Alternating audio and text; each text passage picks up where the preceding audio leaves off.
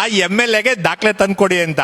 ಇಲ್ಲೇ press meet ಮಾಡ್ಬಿಟ್ಟು 28 ಅಕ್ರಮ ಕಟ್ಟಡಗಳು ದಾಖಲೆ ಕೊಟ್ಟನಲ್ಲ, ಏನ್ ಮಾಡಿದ್ರು? MLA ಎಲ್ಲ ಹೋಗಿ ದುಡ್ಡು ಮಾಡ್ಕೊಂಡ್ರು ಅಷ್ಟೇನೆ. ಇದು ನೋಡಿಯಪ್ಪ, ನಿಮ್ ಮುಂದೆನೆ ತೋರಿಸ್ತಾ ಇದ್ದೀನಿ. ಇದು ಪೆಂಜಳ್ಳಿಲಿ ಇರೋ ಅಂತ ಬಿಲ್ಡಿಂಗು. ಇದು ನಿಮ್ಗೆ ತಾರಕ ಡ್ಯಾಮ್ ಪಕ್ಕ ಇರೋದು. ಇದನ್ನ ಮುಟ್ಟಕ್ಕೆ ಅವ್ರಿಗೆ ತಾಕತ್ತೈತಾ?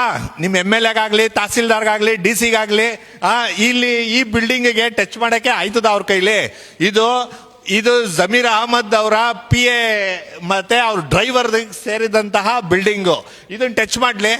ದಾಖಲೆ ಕೇಳ್ದಿರಲ್ಲ, ನಾನು ಮಾಧ್ಯಮದ ಮುಂದೆನೆ ತಂದು ಕೊಡ್ತಾ ಇದ್ದೀನಿ. ನಾನು ಎಲ್ಲೂ ಔಸ್ಕೊಂಡು ಯಾವ ದಾಖಲೆನೂ ಕೊಡ್ತಾ ಇಲ್ಲ. ಇದು ನೋಡಿ, ಇದು ಸೆರಾಯು ಟಚ್ ಮಾಡ್ಲಿ, ರಿಜೆಂಟಾ ಟಚ್ ಮಾಡ್ಲಿ, ಆರೆಂಜ್ ಕೌಂಟಿ ಟಚ್ ಮಾಡ್ಲಿ, ಬೈಸನ್ ರೆಸಾರ್ಟ್ ಟಚ್ ಮಾಡ್ಲಿ, ಡಿಸ್ಕವರಿ ವಿಲೇಜ್ ಟಚ್ ಮಾಡ್ಲಿ, ಅವೆಲ್ಲ ಕಾನೂನುಬದ್ಧವಾಗೈತಾ? ನಿಮಗೆ ಬೋಟಿಂದ ಕಾಲು ಇಳಿದ ತಕ್ಷಣನೇ ರೆಸಾರ್ಟ್ಗಳು ಸಿಗ್ತವೆ. ಹೆಂಗ್ ಸಿಗ್ತವೆ? ನಿಮ್ಗೆ 100 ಮೀಟರ್ HFL ಲಿಮಿಟ್ ಫಾಲೋ ಮಾಡ್ಬೇಕಲ್ಲ, ಎಲ್ಲಿ ಫಾಲೋ ಮಾಡ್ತಾವ್ರೆ?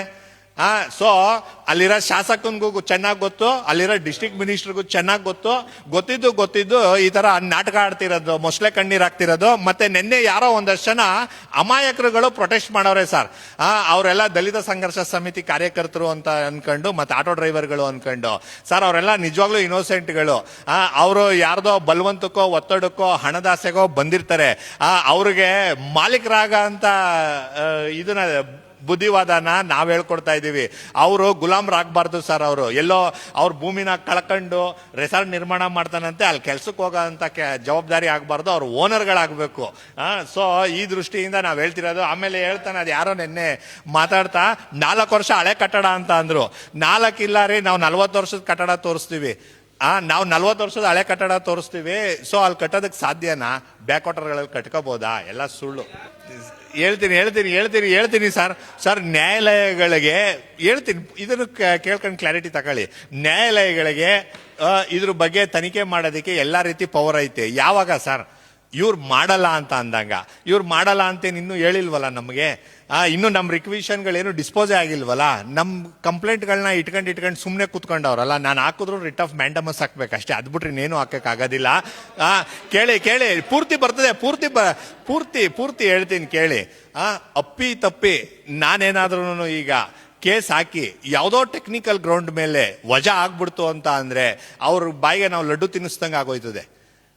ಸೊ ನಾವು ಇರೋ ಅಂತ ರೆಮಿಡಿಗಳನ್ನ ಎಕ್ಸಾಸ್ಟ್ ಮಾಡಬೇಕು. ನ್ಯಾಯಾಲಯಕ್ಕೆ ಮುಟ್ಬೇಕು ಅಂತ ಅಂದ್ರೆ ಸುಮ್ನೆ ಟಚ್ ಮಾಡಕ್ ಆಗಲ್ಲ ಸರ್. ಈಗ ನಾವು ಇಷ್ಟು ಕಂಪ್ಲೇಂಟ್ ಕೊಟ್ಟಿದೀವಲ್ಲ, ಅವರಿಂದ ಏನಾದ್ರೂ ಒಂದು ಎಂಡಾಸ್ಮೆಂಟೋ, ಅಕ್ನಾಲೇಜ್ಮೆಂಟೋ, ರಿಪೋರ್ಟೋ, ಇನ್ವೆಸ್ಟಿಗೇಷನ್ ರಿಪೋರ್ಟ್ನ ನಾವು ಎಕ್ಸ್ಪೆಕ್ಟ್ ಮಾಡ್ತಾ ಇದೀವಿ.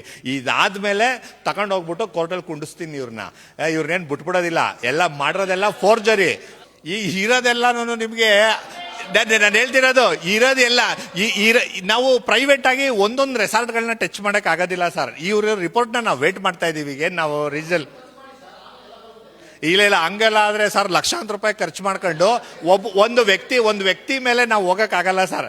ನಾವು ಓವರ್ ಆಲ್ ಈಗ ನಾವು ಇದಕ್ಕೆ ಸುಪ್ರೀಂ ಕೋರ್ಟ್ ಬ್ರದರ್, ಇವಾಗ ನಾವು ಹೈಕೋರ್ಟ್ಗೆ ಅಪ್ರೋಚ್ ಮಾಡಿದ್ರು ಹೈಕೋರ್ಟ್ ಅಲ್ಲಿ ತಹಸೀಲ್ದಾರ್ಗೆ ನೀವು ಈ ಕೆಲಸ ಮಾಡ್ರಿ, DC-ಗೆ ನೀವು ಇಂಥ ಕೆಲಸ ಮಾಡ್ರಿ ಅಂತ ಡೈರೆಕ್ಷನ್ಸ್ ಕೊಡ್ತಾರೆ ಹೊರತು ಯಾರು ಹೈಕೋರ್ಟ್ ನಲ್ಲಿ ಹಿಂಗೆ ಮಾಡ್ಬೇಕು ಹಂಗೆ ಮಾಡ್ಬೇಕಂತ ಏನು ಆರ್ಡರ್ ಮಾಡಕ್ ಬರಲ್ಲ. ಅದೇನು ಟ್ರಯಲ್ ಕೋರ್ಟ್ ಅಲ್ಲ. ಸೊ ಇವ್ರಿಗೆ ಕೋರ್ಟ್ನವ್ರು ಏನ್ ಡೈರೆಕ್ಷನ್ಸ್ ಕೊಟ್ಟ ಮೇಲೆ ಮಾಡ್ತೀನಿ ಅಂತಾರೆ. ಈಗಲೇ ಮಾಡ್ರಪ್ಪ, ನಿಮಗ್ ನಾವು ಸಂಬಳ ಕೊಡ್ತಾ ಇರೋದು ಅಂತ ಹೇಳ್ಬಿಟ್ಟು ಕೇಳ್ತಾ ಇದೀವಿ ಅಷ್ಟೇನೆ. ಇದನ್ನ ಕೋರ್ಟ್ಗೆ ಹೋಗೋದಕ್ಕೆ ಸಮಯ ಐತೆ. ಈಗ ನಾನು ಹೇಳಿದ್ನಲ್ಲ, ಸಾಮ ಭೇದ ದಂಡ ಅಂತ. ಸಾಮ ಮುಗೀತು, ಈಗ ಭೇದದ ಹಂತದಲ್ಲಿ ಇದ್ದೀವಿ. ನೆಕ್ಸ್ಟ್ ದಂಡನೇನೆ. ಬರೀ ನೀವು ಹೈಕೋರ್ಟ್ಗೆ ಹೋಗೋದಲ್ಲ, ಇಲ್ಲಿ ಕ್ರಿಮಿನಲ್ ಕೇಸ್ಗಳು ಆಗ್ತಿವಿ. ನಾನು ಹೇಳಿದ್ನಲ್ಲ, ಹಳೆ ಮಾನಂದವಾಡಿ ರಸ್ತೆಯಲ್ಲಿರೋ ಅಂತ RTCಗಳನ್ನೆಲ್ಲ ತಿದ್ದವ್ರೆ ಅಂತ. ಅಲ್ಲಿ ದಾಖಲೆ ಕೇಳಿದ್ರೆ ದಾಖಲೆಗಳು ಇಲ್ಲ ಅಂತಾರೆ. ಅವನ್ನೆಲ್ಲ ಕಲೆಕ್ಟ್ ಮಾಡ್ಕೊಂಡು ಇವ್ರಿಗೆ ಜೈಲ್ಗೂ ಕಳಿಸ್ತೀವಿ ನಾವು, ನಮಗ್ ದಾಖಲೆ ಸಿಕ್ಕಿದ್ರೆ. ರಿಪೋರ್ಟ್ಗೆ ವೇಟ್ ಮಾಡ್ತಾ ಇದೀವಿ.